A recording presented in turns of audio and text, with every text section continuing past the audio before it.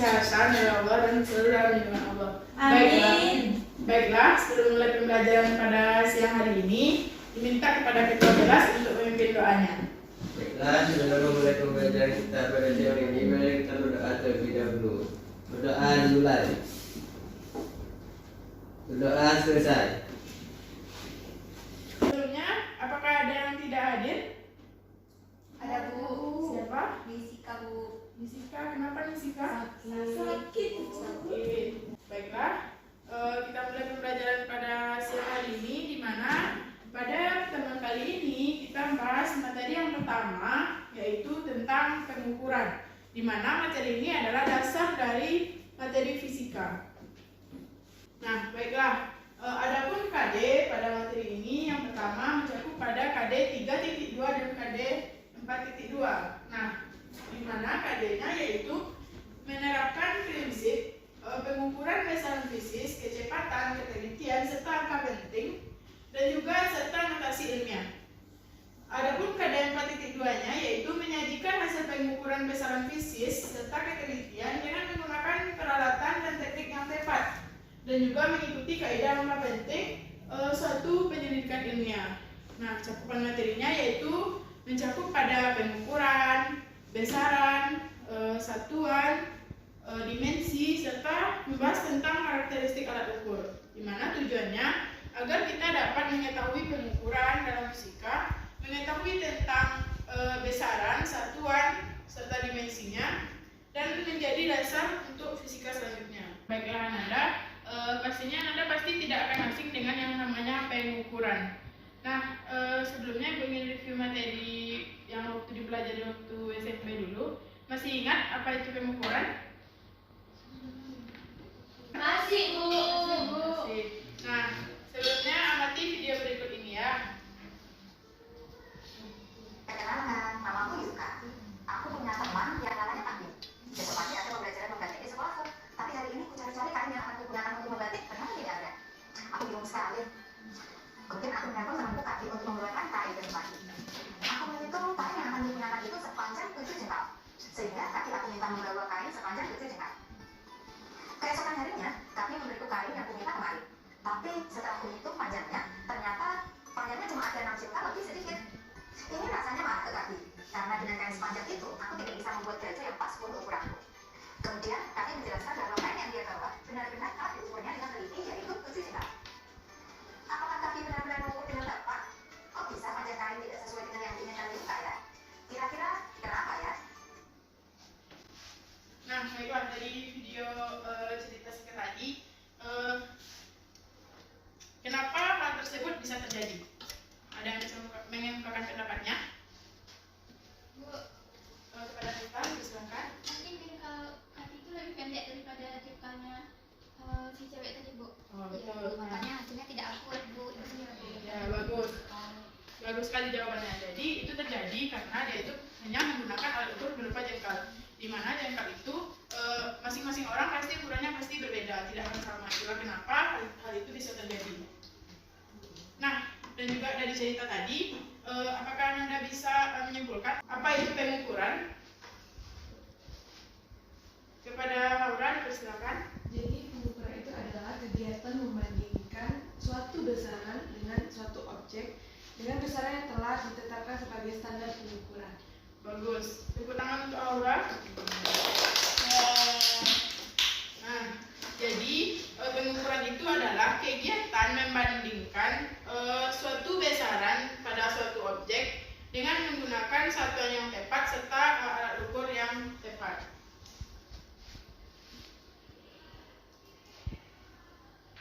Di mana pengukuran itu terbagi menjadi dua, ada pengukuran langsung dan juga ada pengukuran tidak langsung. Pengukuran langsung itu dilakukan secara langsung, seperti kita mengukur panjang buku, panjang meja, dan lain sebagainya.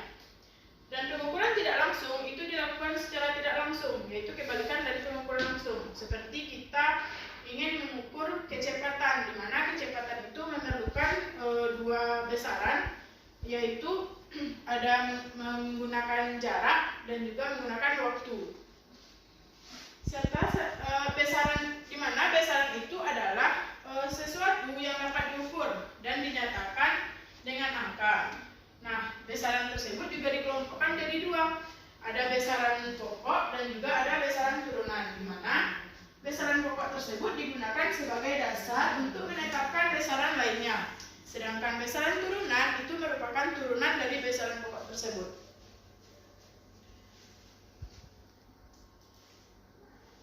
Selain pengukuran besaran, selain besaran tersebut juga dalam pengukuran juga terdapat dimensi dan juga satuan. Dimensi itu adalah cara besaran tersebut tersusun atau dari besaran-besaran pokoknya, yaitu dilambangkan dengan huruf besar. Sedangkan satuan itu adalah sesuatu yang digunakan sebagai pembanding dalam suatu pengukuran, dan itu menunjukkan jenis dari besaran pada alat ukur tersebut.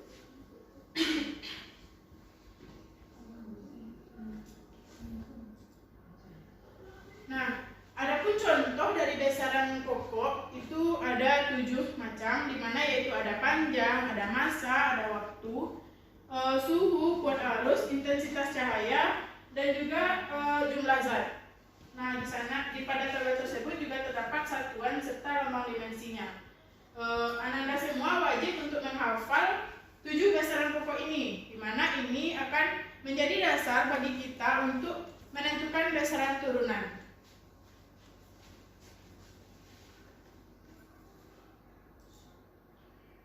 Nah, selanjutnya kita masuk pada jenis alat ukur, di mana alat ukur pada fisika itu terbagi menjadi 3, alat ukur panjang, alat ukur massa, dan juga alat ukur waktu. Nah, pertama alat ukur panjang. Siapa yang tahu apa saja contoh-contoh dari alat ukur panjang? Garis, mistar, jangka sorong, Ya, Irfan. mikrometroskop. Itu aja sih 3. Ada yang mau menambahkan? Meteran. Hmm. Meteran loh. Ya. Ya aku cuma bilang. Iya. Ya, terima kasih atas jawabannya. Jadi, alat ukur panjang itu contohnya seperti jangka sorong, mikrometer sekrup, mistar, ada meteran, dan lain sebagainya. Selanjutnya alat ukur massa. Pasti Anda semua tidak aneh dengan namanya alat ukur massa. Kepada Aura, apa saja jenis alat ukur massa? Yang pertama ada neraca Vegas, ada neraca Auhaus, neraca Samarangan, terus ada neraca gantung, neraca analog dan digital. Nah, betul sekali. Jadi alat ukur massa itu seperti kalau bahasa kita sehari-hari itu timbangan, seperti alat untuk menimbang berat badan, orang jualan di pasar, dan lain sebagainya. Selanjutnya yaitu alat ukur waktu. Nah, waktu pasti itu tidak akan asing bagi kita. Dimana contohnya yaitu ada jam, stopwatch, dan juga ada namanya jam pasir. Nah, baiklah, pada pertemuan kali ini kita hanya membahas alat ukur panjang, di mana ada mistar, jangka sorong, dan mikrometer sekrup.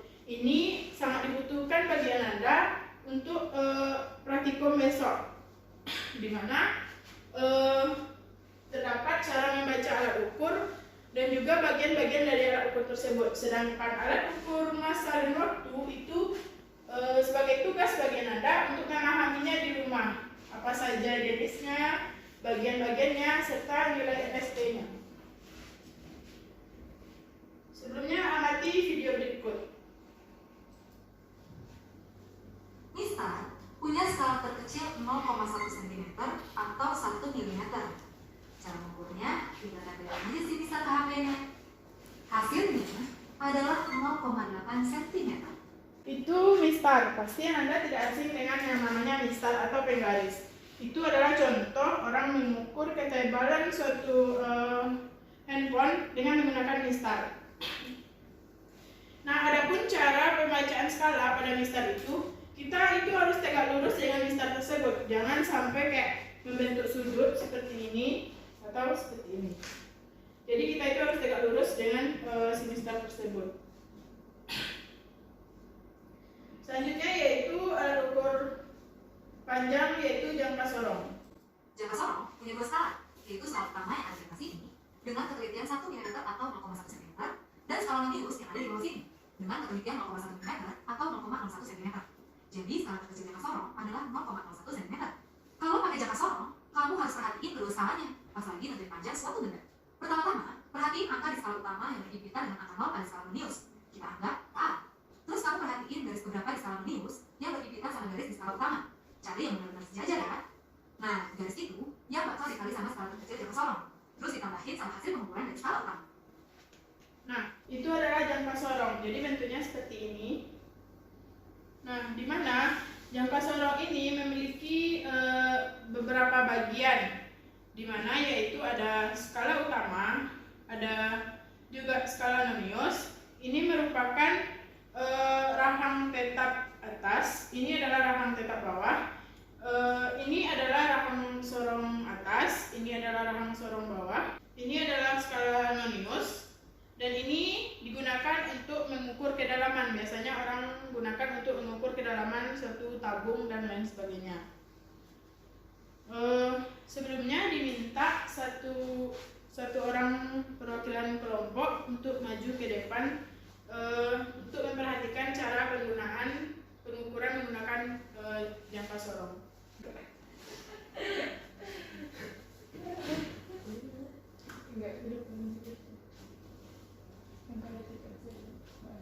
Nah,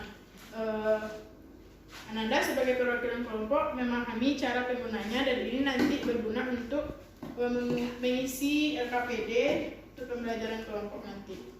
Dimana di sini kita mencobakan mengukur diameter uang koin ini. Kita dekatkan ke sini. Kita kunci.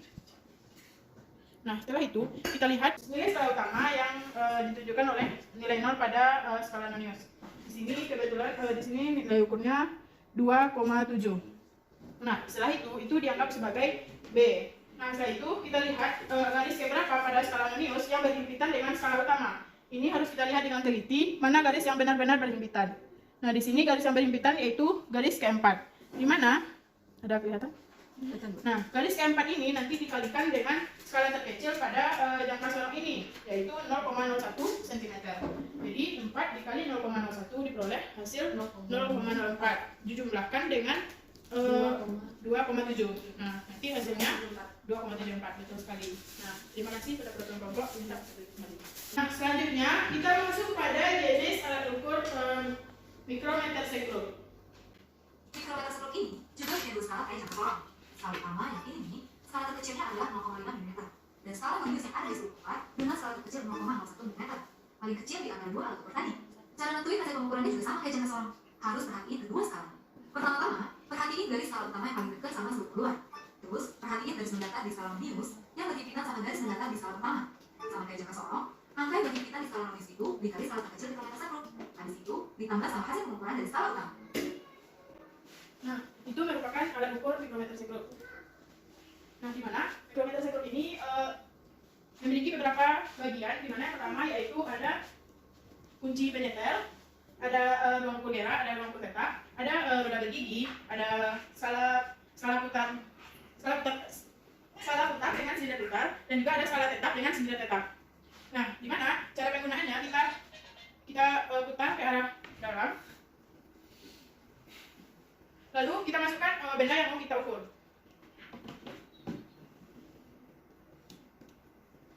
Nah, setelah kita rekatkan, kita lihat garis yang berhimpitan dengan bagian skala nonius. Dan caranya sama dengan mikrometer sekrup, namun pada bagian ini kita juga melihat bagian yang berhimpitan dengan skala utamanya.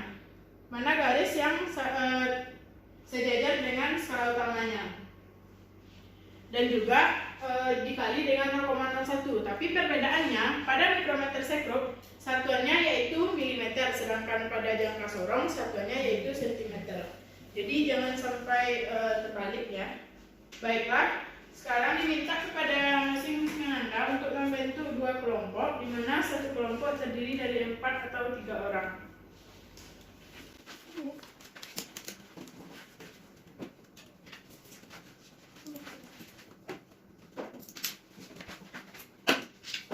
Nah, Anda pahami LKPD tersebut. Jika ada yang diragukan, silakan ditanyakan.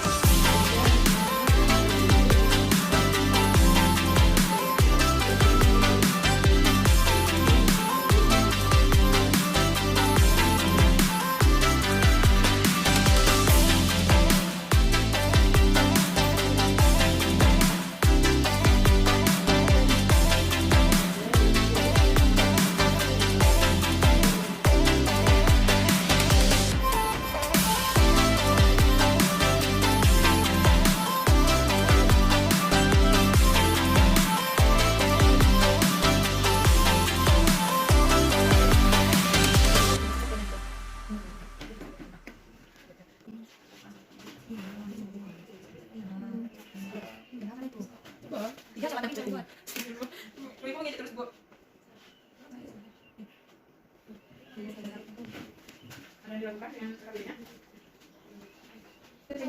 Ya. Udah dia. Jika tidak bisa, maka dibuat sendiri.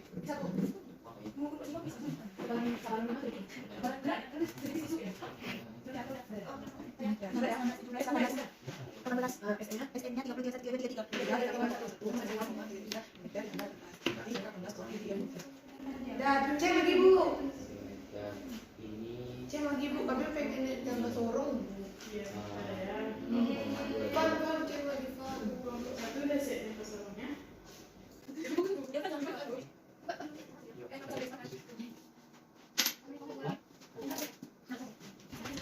Tinggal cek sampai cek lagi. Tunggu aja hijau, silakan jangan sorong.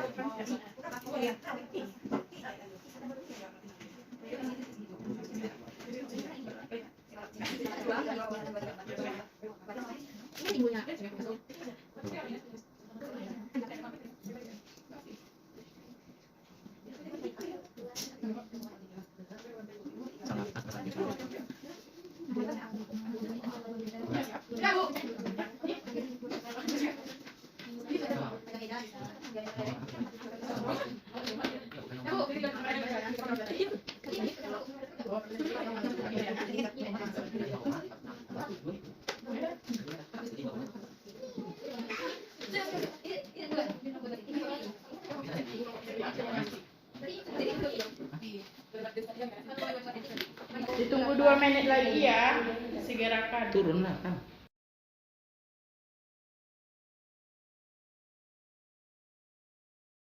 Sudah. Nah, baiklah. Kita Ibu minta kepada kelompok 1 untuk mempresentasikan hasilnya secara dan kelompok 2 untuk menyimaknya dan nanti menyanggah atau mengajukan jawaban menurut versi kelompok 2. Silakan dari kelompok 1. Boleh.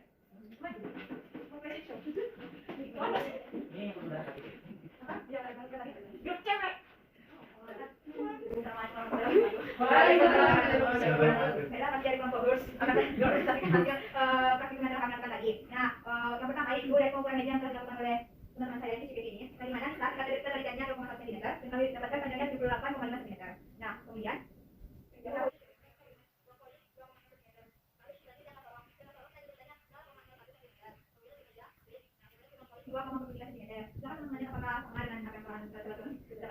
kemudian ketika ada teknik kita berikannya 0,1 mm untuk meja 14,2 mm kemudian 2,8 mm.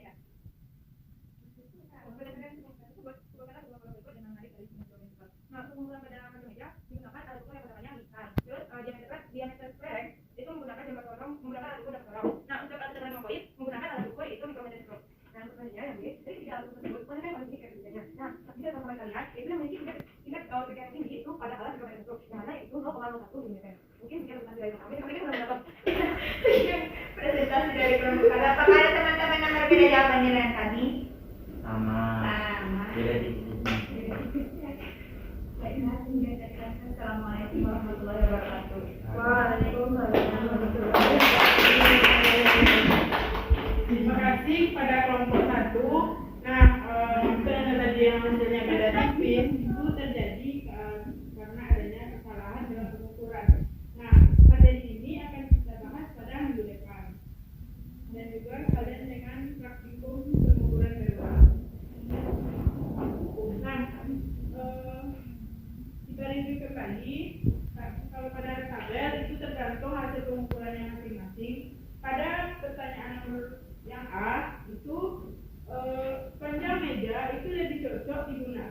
alat ukurnya yaitu mistar.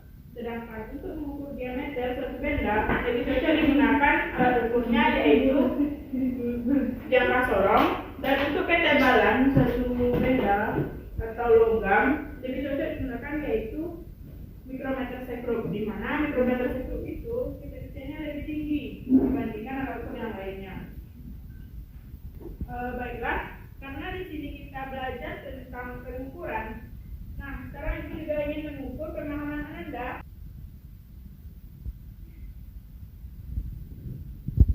Nah, bagi yang selesai pertama itu akan mendapatkan hadiah. Silakan dipahami dan dikerjakan. Bu, kami mau hadiah, Bu. Bukan dia tapi kami mau hadiah. Untuk bagi hadiah silakan switch. Mana yang enak itu.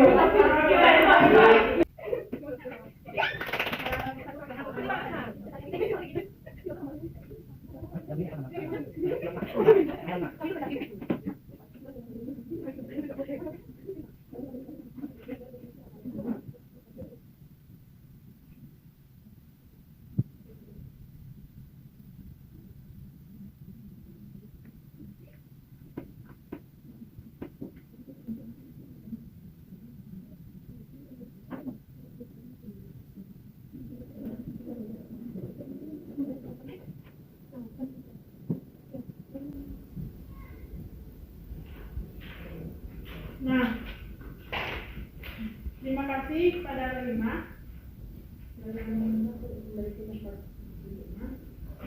Nah, jadi pengukurannya yaitu 1,8 mm. Sebelum kita menutup pembelajaran pada hari ini, kita simpulkan dulu materi yang sudah kita bahas. Di mana tadi kita ada membahas tentang pengertian pengukuran, besaran,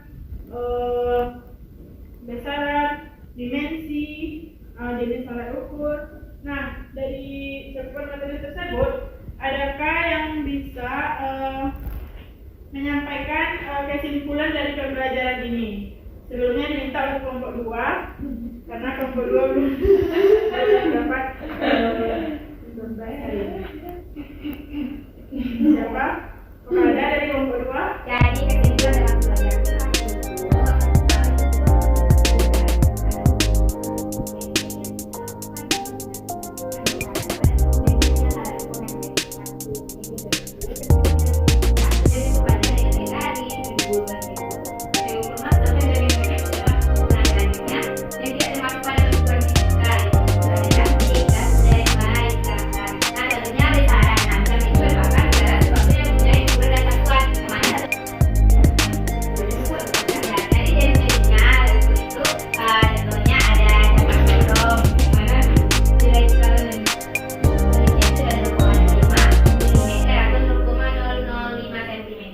yang berfungsi untuk mengukur kedalaman dan diameter dalam badan luar benda. Terima kasih kepada Tika. Aplaus untuk Tika. Nah, jadi dari pembelajaran kita tadi, kita mengetahui apa itu pengukuran, di mana pengukuran itu kegiatan membandingkan suatu besaran objek dengan besaran yang telah ditetapkan itu sesuai dengan standar pengukuran, di mana sesuai dengan alat ukur yang tepat dan satuan yang tepat. Selanjutnya yaitu ada besaran, di mana besaran ini merupakan sesuatu yang dapat diukur dan dinyatakan dengan angka. Selanjutnya dimensi, yaitu lambang dari besaran tersebut. Dengan aturan penulisan dimensi, yaitu menggunakan kurung persegi dan menggunakan huruf kapital. Nah, tadi kita juga membahas 3 jenis alat ukur panjang, yaitu ada jangka sorong, mikrometer sekrup, dan mistar, di mana yang lebih cocok digunakan untuk mengukur panjang yaitu mistar, untuk mengukur diameter atau kedalaman yaitu jangka sorong, yang digunakan untuk mengukur ketebalan yang cocoknya digunakan yaitu mikrometer sekrup. Nah, dari pembelajaran kita hari ini banyak sekali manfaat dari pembelajaran kita hari ini, di mana pengukuran tersebut tidak asing bagi kita, baik itu di kehidupan nyata maupun di pendidikan ini. Di pendidikan kita juga ada melakukan pengukuran, yaitu seperti pengukuran pemahaman siswa. Misalnya diadakannya UH, latihan, ujian tengah semester dan ujian akhir semester. Nah, dan juga di dunia di lapangan kehidupan kita sehari-hari seperti di pasar itu orang menimbang sayur-sayuran dan lain sebagainya. Dan juga pengukuran juga terdapat akan dilakukan di akhir-akhir yaitu pengukuran penimbangan amal baik dan amal buruk ya, yaitu dinamakan dengan jadi pada mereka sedangkan diperbanyak amal baiknya, dikurangi amal buruknya. Itu ada motivasi kita pada ini.